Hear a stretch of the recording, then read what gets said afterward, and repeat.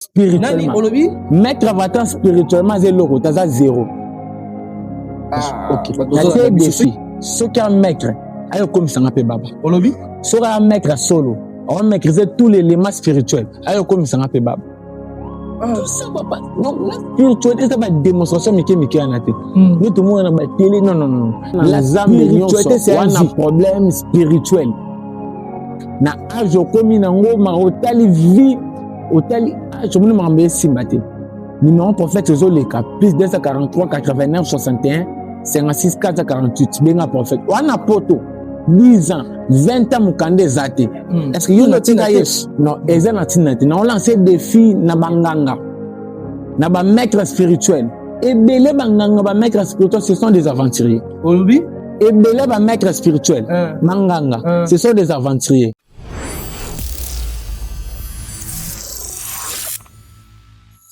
Shalom, peuple de Dieu, et c'est bien moi, votre humble serviteur, Pasteur Joël Lemahanaïm. Et toujours na page Nabino, na chaîne Nabino, tozawana na Pejima TV, na TikTok, na YouTube, tozawana na émission Oezali à la découverte.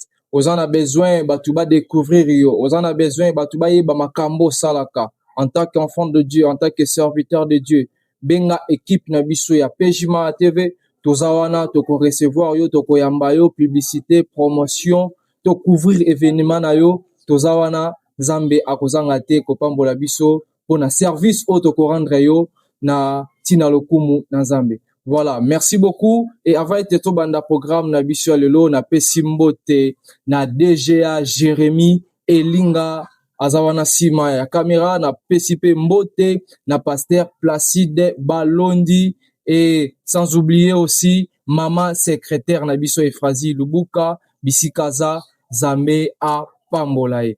Voilà, lelo na émission Nabiso Torozala tellement vaste na programme ya lelo parce que to ya mimoko ya basai na Nzambe oyo atondi sami na pifope na nguya na kombo ya prophète de la vérité. Bonjour prophète. Mbote vraiment mopandisamo. Bonne santé. En tout cas, Nzamba vérité zobatela. To sepeli mingo recevoir yo na programme na bisu ya lelo lilobana ko zala nini par rapport ya rencontre. En tout cas mingo olobate Nzambe ya vérité a batela pe a pambola vraiment ba union sobo sans la bango musala. OK, gloire à Dieu. Pourquoi seulement prophète de la vérité? OK, parce que Yesu atikala jamais ko yisa batu ke nazo sakola. Mais Jésus parlait toujours en vérité et en vérité. Et bombelo oni nakati. Et bominde spiritualité pire. Spiritualité pire. OK. Spiritualité pire les amis parce que bato bazolanda biso ba monyo déjà na ba mo ya makasi peut-être na ebite nini ba ko recevoir yango spiritualité pire plutôt ezanini. Oyebi chaque combo ezalaka na identité moko cachée. OK. Yesu kaka ye moko Nzambe ba bengi Emmanuel. Qui veut dire que un combo karaté mais une identité moko cachée wana. Lorsque je parle de la prophète de la vérité, cela veut dire quoi? Ils ont combo aux hommes dans le monde des esprits. Ils ont mis dans le monde des esprits. OK. Je pense que au peut s'abisso ba mo, mais peuple au bol na biso baza besoin ba yé bango na mozino. Le monde des esprits yango nini, il y a christianisme, il y a religion nini parce que spiritualité peut est vaste. Tori kolobela. OK. Merci vraiment mon pandisango. Le diable a créé le côté. Le diable, c'est tout un balcopique.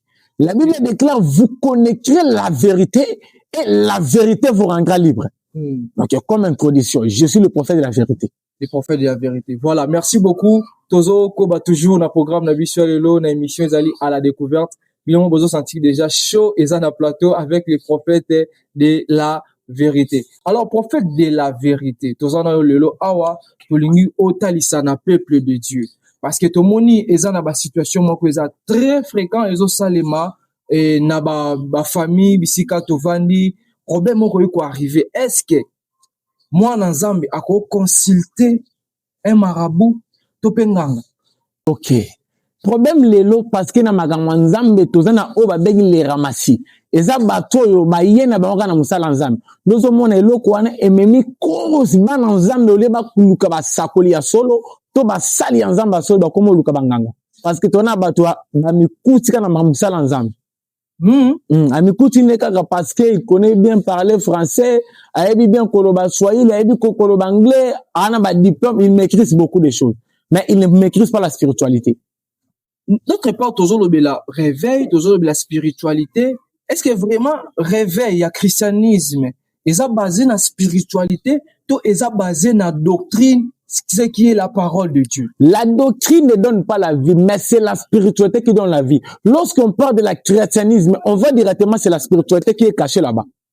Mais ils ont caché, est-ce que tu as basé sur la doctrine, na biso sur la spiritualité? Parce que ceux qui ont la spiritualité, tu peux rejoindre peu, oh, yangambo mususu, vandi na makama molimo. Ok, bon, pendant ça, on a Satan, quel est le côté? Satan, ça monte à photocopie. Ok. Lorsqu'on parle de chrétien, un chrétien, c'est quelqu'un qui maîtrise la spiritualité. Donc, qui signe son yebi? To base signe son maramu yebi, yangamu yebi, son yangamu na bisote. Et bon, même le christianisme. Ok. Donc, c'est inutile à consulter un marabout, nganga moko pona. Et là, comment on tombe sous ya kisi? Tombe sous le comment il y a lupemba? Est-ce que, ils ont sous natinate? Non, ils ont natinate. Non, on lance des défis na banganga. Na ba maître spirituel. Et belé banganga ba maître spirituel, ce sont des aventuriers. Olubi? Et belé ba maître spirituel. Manganga. Ce sont des aventuriers. Ah, bah, ça ça batu ba lupemba. Ah, non, le kuta. Écoutez, papa. Écoutez, papa. La pronostic n'est pas mauvais. La spiritualité, batangela on va rater. Mais la spiritualité, ba bota manango, au cours tangela on décima. Donc, compliqué, hein? Koba. Ok. Avance, papa. Bane lo wana lobi? La spiritualité.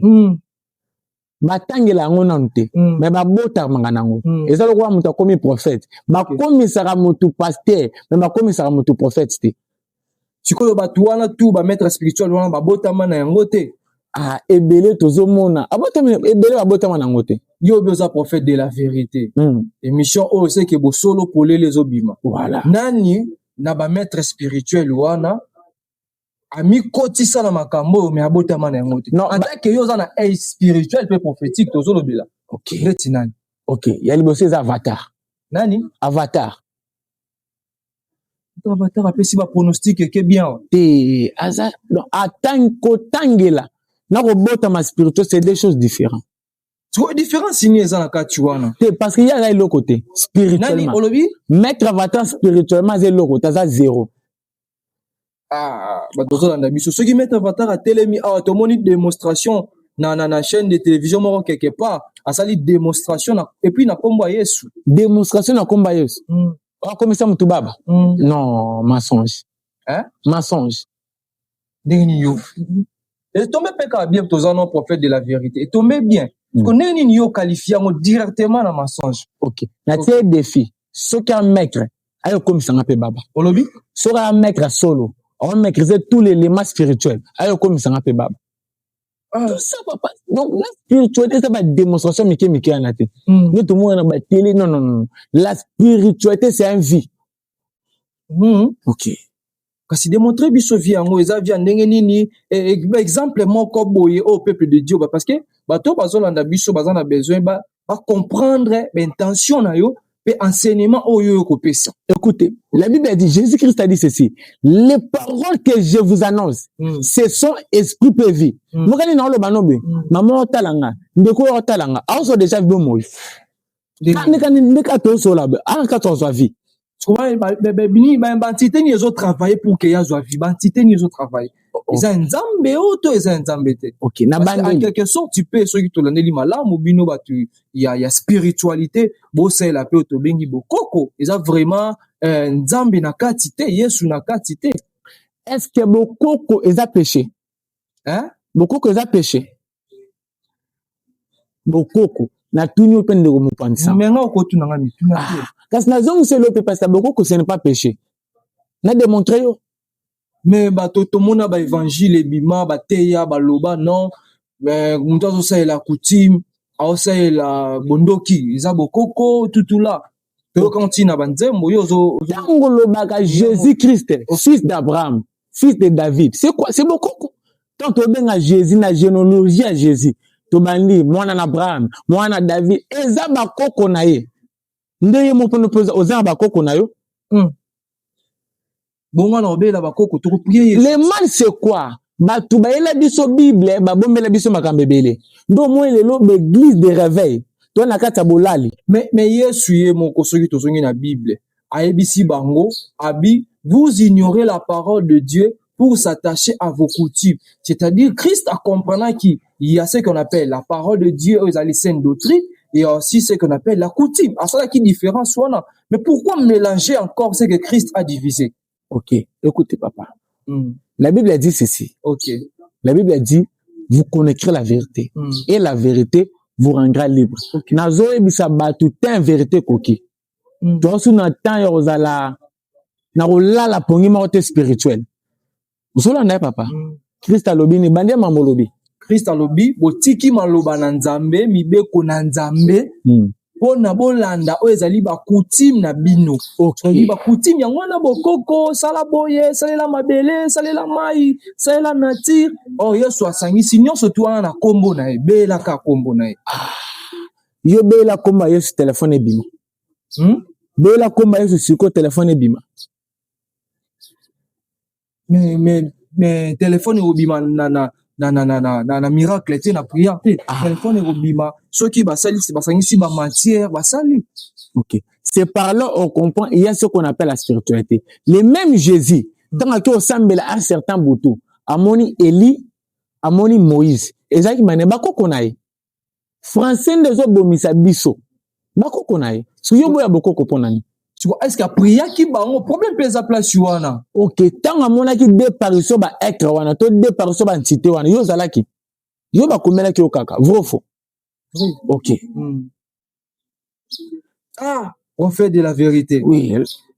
Donc ebi que c'est ça, ils ont un scandale dans mi toi batu. OK. Le mal y a biso ba chrétiens, les chrétiens ce sont des paresseux. Ba lukar ba biso ba chrétiens, nous les chrétiens. Parce que nga za chrétien vérité. Na chrétien na bika. Na chrétien na un message de vérité. Donc na ba chrétien ba bika te. Oui, et ça na chrétien ba bika te. Parce que ça na chrétien ba bandimi no nzambe te ba bandima ba pasteur. So ensemble en église telle église. Église na okota, on te yaza mondima pasteur. Yaza mondima prophète. Mais nga ce qu'on a chrétien le quoi ba chrétien no sauté. Parce que j'ai la même si attend la spiritualité couverture spirituelle existe aka. Okolongwa loge o toko ta loge o te. Okolongwa pe chambre auto sauter chambre c'est-à-dire il faut respecter aussi hiérarchie ordre et ya couverture c'est tout à fait normal ce qui encore ta kunate parce que ba pesier na maboko ya brebis ya berger mususu. OK yo kasuko moni bible ototanga et comment pour mutu moko comme on empereur azaki l'empereur Constantin yo mutasala bible comment il était ni pasteur ni prophète ne bible nzimama ne à partir wana et ya pe na Afrique osolanda bana ba la bisu ce sont des sangs non ce qu'on l'année l'évangile bisu totanga ka ba Louis II ba lini wana que na catholique okuta qu'ils a des choses différentes. Ça demande la vérité ici que la spiritualité pire. On fait de la vérité. Oui papa.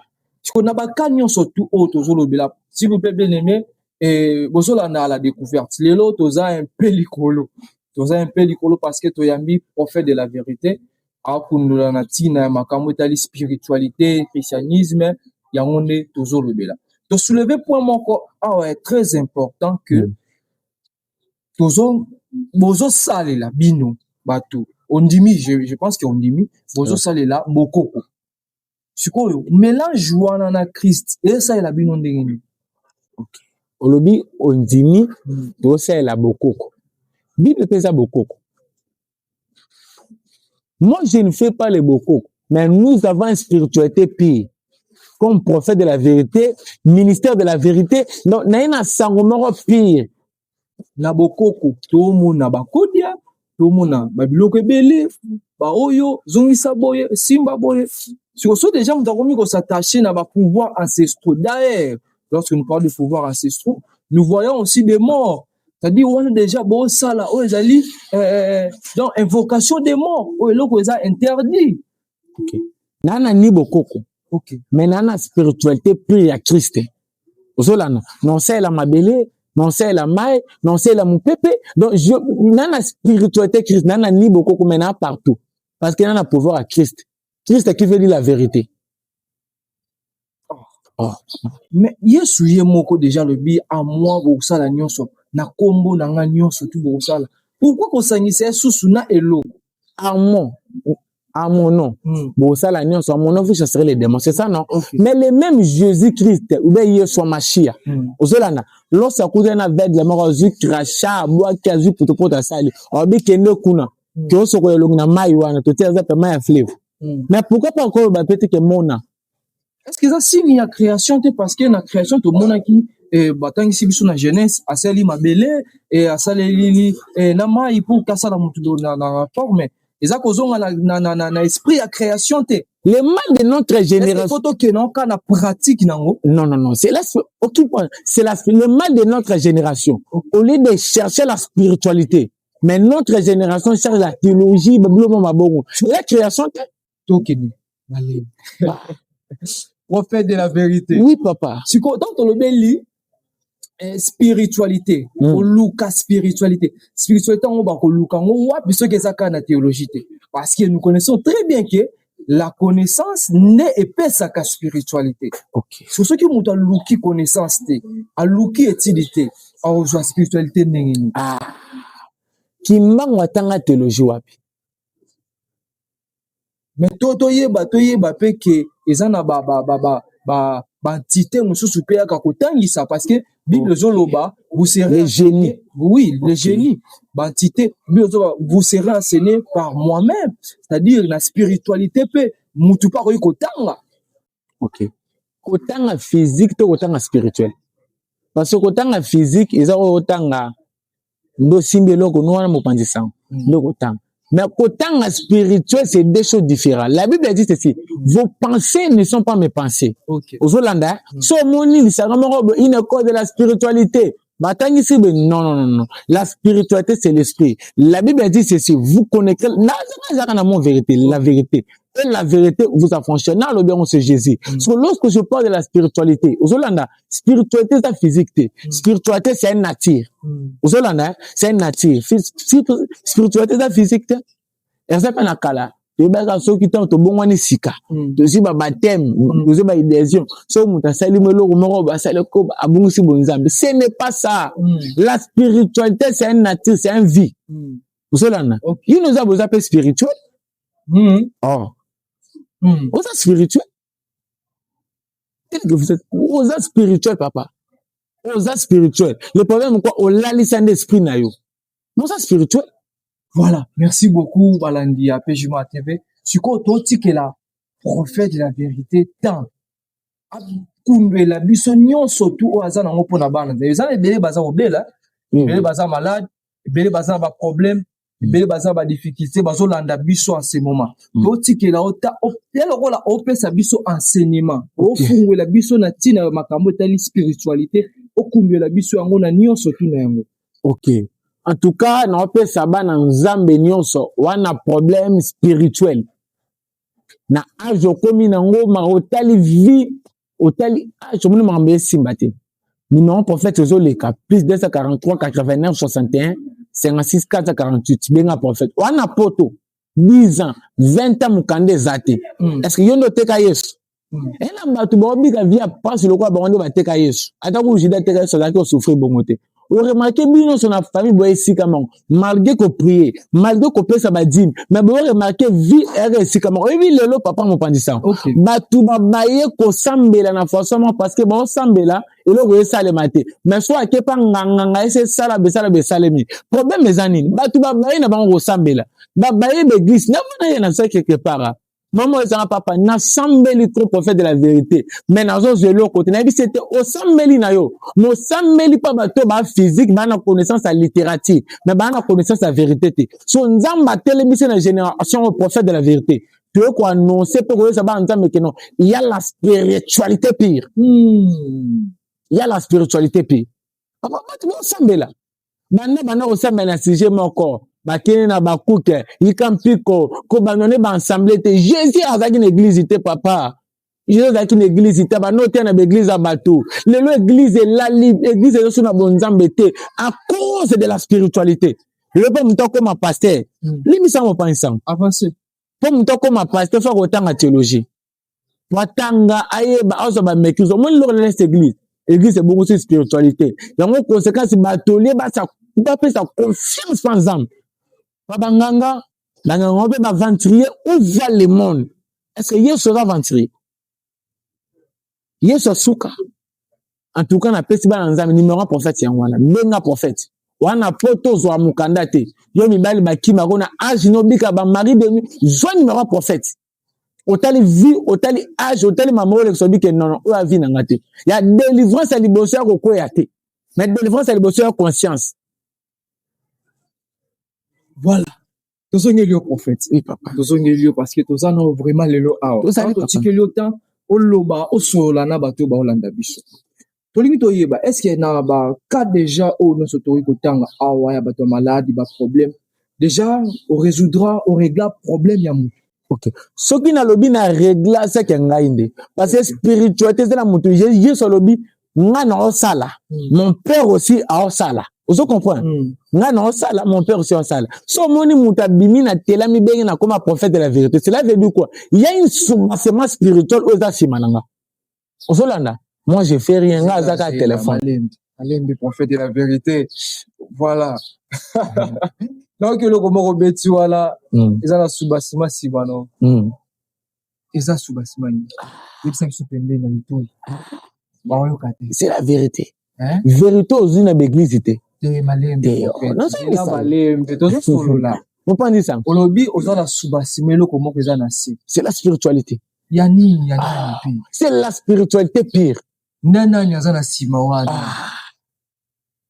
c'est la spiritualité pire de la vérité. C'est la spiritualité pire de la vérité. Mais bato ba olanda biso ni ba vérité wana pire wana nani azana sima wana. Ibisa biswalito ibomba yoka. Vérité pire wana. Ogina loba. Nzambe créateur c'est le corona c'est asali ni pepe a keltini basako na ce nzambe ngana na. Oh wa banzambe baza pepe les prophètes. Baza belete. Nzambe aka moko. Véritable ndeza moko le véritable wana ne wana vérité ne wana comment les vérité.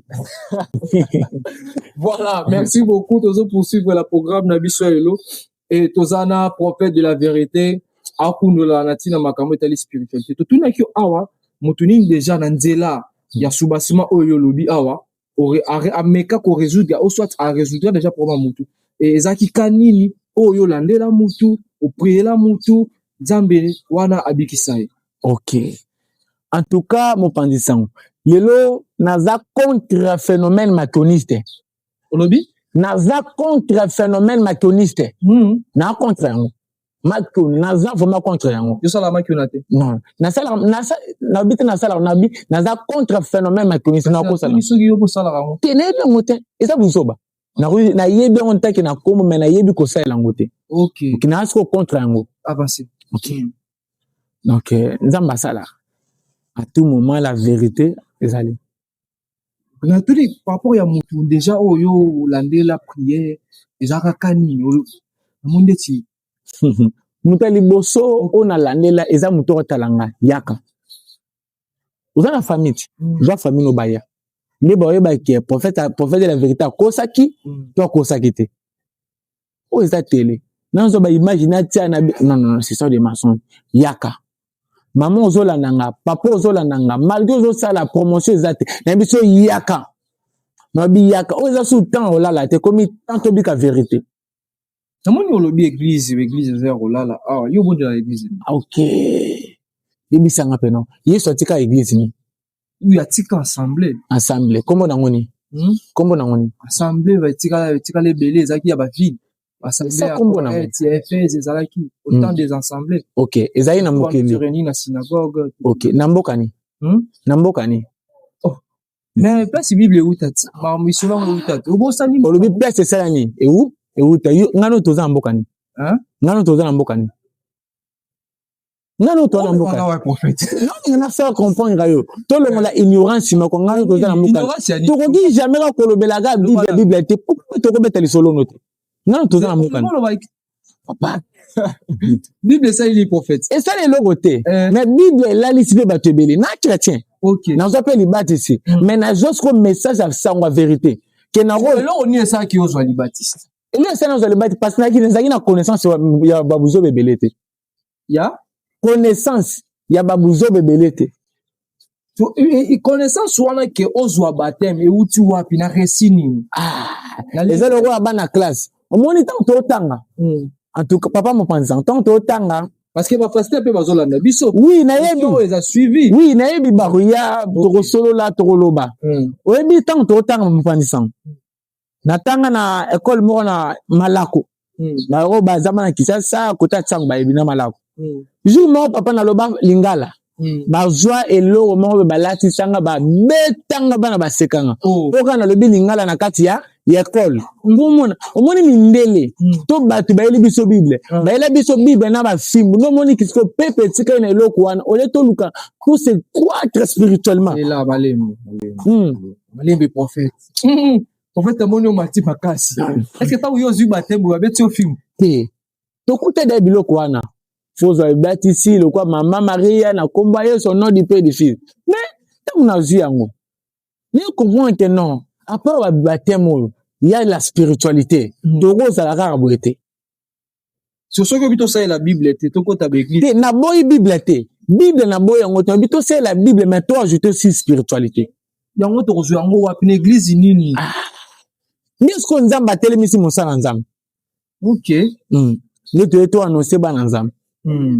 Toi annoncer bano ba onzi mais la sanga vérité parce que ça on ba finga ils ont ba loba vérité zanini vérité nzambe likolo na semi pe comment est vérité et puis nzambe za ina kombote comment nzambe za ina vérité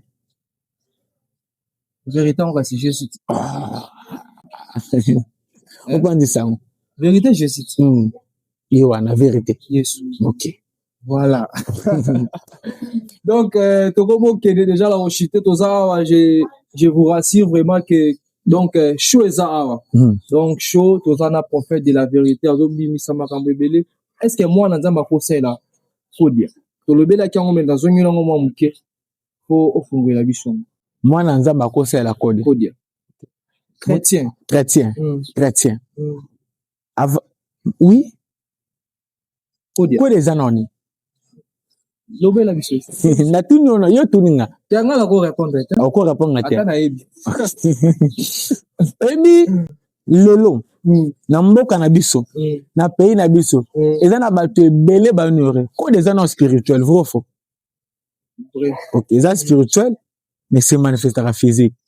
Yo pona besoin à code na. Ça na monde.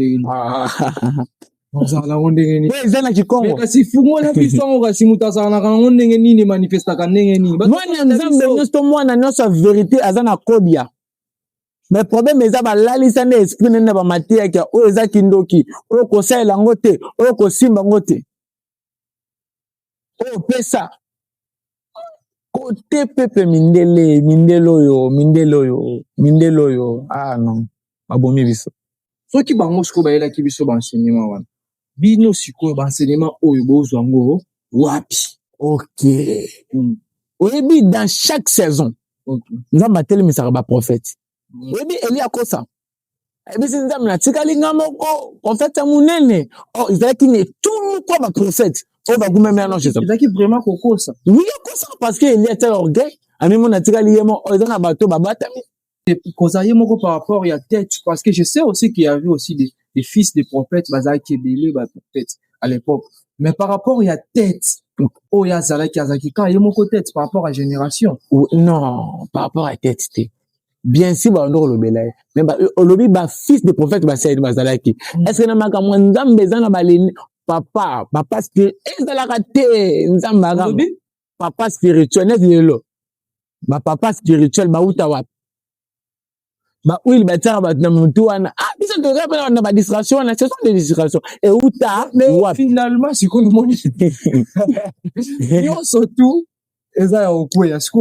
o pratikaka bo jamais ndenge ni bon nzambe eza net na lelo na mona po muto ma pasteur spirituel eza la raté uta obenya ngo père spirituel na lingala papa ya molimo pona eza la raté ah non eza ba mot français na ba mindele ba ela biso ba enseignement pour la peuple africain pona okeka na mindele parce que ba mona ba ela biso biblio On est la Bible, oh, la lisi biso lelo. Au lieu de la spiritualité pire, to sundoli.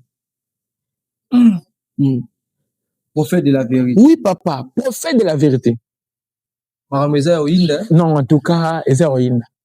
Watu babayi kosambela réponse ezate banda kosambela sujet moko mwana nzambe babotele mobali mama ozolanda nga babotele mo mwana nzambe babotele mobali mwana nzambe bayiba ke ka chaque fois mwana nzambe yeka abungisaka mwana nzambe aboti bana akufi ane wana akufi na verset biblique nzambe apesaka nzambe azwaka non ekomi tant photo loba non on doit annoncer la vérité. La vérité on doit annoncer la vérité partout. C'est ça, papa. Vraiment. Merci beaucoup, Bandeko Balandi. Je pense que tu comment que na rochité. N'habite ni ni mosakola lobité parce que la moni oza la rage jabaka chakoloba. Soto bandia wa to ozala tilo. Non, la rage parce que les gens sont découragés de prier. Banda va nous prier, ba ozwate. Banda maman na banda ko prier, papa na banda ko prier. Photo la muka. Il faut to la muka. Banda ko prier. Solution ya kate. C'est quand nzamba lala. Non, il y a des vrais hommes de Dieu. Peut-être à Yebanité. Il y a aussi des vrais pasteurs. Peut-être à Yebanité. Il y a aussi des vrais prophètes. Peut-être à Yebanité. Mon enseignement, bon, mon doigt à la grande phase en église, qui t'a dit ça. Hier, sur l'enzam, Azarana Moutoukate, Azarana Pounate, allez lisons dans le livre de Matthieu 21. Atina Baye, Koto, Petit Naïe. Baki kozabili punda ya bato mutuka bato n'importe wana. Donc grand point na mutuka. Mon élève de bon génération. Vraiment. Ah, c'est la vérité. Je pense que ceux qui s'y a pour le programme na biso et je sais pas ceux qui bah non si nous sous ali ba communiquer nous sous ali parce que tozana yo vraiment ces derniers temps pour un programme à la découverte tu vas découvrir émission la découverte. OK. Bah non ces ali vraiment to comme on attend vérité to comme on attend ya buzoba te to on attend vérité vraiment donc mingro le badizate je vais commencer à passer je profite pour l'occasion pour saluer je salue ma maman biologique maman Moseka je salue maman Alliance maman Olive je salue Aurélie Moumou avec le bébé Azir vraiment je salue tous mes mamans l'homme de Dieu apôtre Jacques l'homme de Dieu Rabbi Acha le prophète Cédric Sanka Aigle Royal donc je salue tous nos collaborateurs vraiment. Deuxième ici là qui ok voilà merci beaucoup tous ceux qui s'y on se retrouve à la prochaine bye bye.